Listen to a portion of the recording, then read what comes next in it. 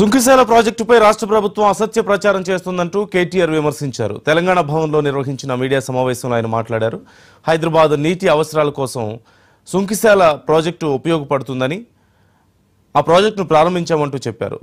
ప్రాజెక్టుకు పునరుజ్జీవం తెచ్చిందే బీఆర్ఎస్ ప్రభుత్వం అంటూ పేర్కొన్నారు. నాగార్జున సాగర్లో డెడ్ స్టోరేజ్ ఉన్న హైదరాబాద్కు నీటి కొరత రాకూడదనే ఈ ప్రాజెక్టు చేపట్టామంటూ తెలిపారు.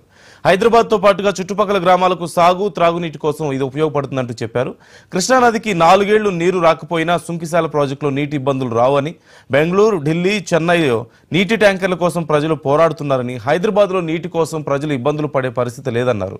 నగరంలో 50 ఏళ్ల త్రాగునీటి అవసరాలకు సరిపడేలా ప్రణాళికలు చేశామని, కాంగ్రెస్ అధికారంలోకి వచ్చిన తర్వాత సుంకిశాల ప్రాజెక్టు నిర్లక్ష్యం చేశారంటూ కేటీఆర్ విమర్శించారు. 50 ఏళ్ల వరకు హైదరాబాద్ తాగునీటి అవసరాలకు ఇబ్బంది కాకూడదు.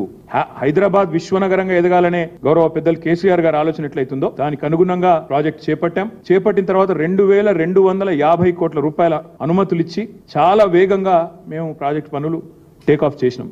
ఏ పని చేసినా కేసీఆర్ ప్రభుత్వంలో డెఫినెట్ గా చాలా వేగంగా చేశాం. నిన్నగాక మొన్న బట్టి విక్రమార్క గారు గొప్పలు చెప్పుకున్నారు.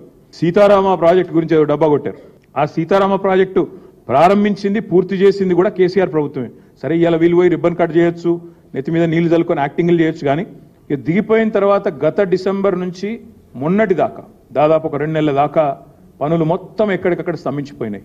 మున్సిపల్ డిపార్ట్మెంట్లో పాలన పడకేసింది, పర్యవేక్షణ కొరవడింది. వారు కనీసం ఎన్నడూ కూడా ఈ విషయాన్ని ఈ ప్రాజెక్టును సమీక్షించిన పరిస్థితి కూడా లేదు. ఒక్క మాట మాత్రం పక్కాగా చెప్పాలా, ఇది 100% this is the failure of the chief minister. ఇందులో ఎవరి ఫెయిల్యూర్ కాదు. పక్కాగా మున్సిపల్ శాఖ తన దగ్గరే పెట్టుకొని ఆ శాఖను గాలి కొదిలేసిన ముఖ్యమంత్రిదే దీని ప్రధానమైన బాధ్యత. ఇలాంటి భారీ ప్రాజెక్టులు కట్టేటప్పుడు పర్యవేక్షించాలి, మానిటర్ చేయాలి, ఎవ్రీడే చూడాలి.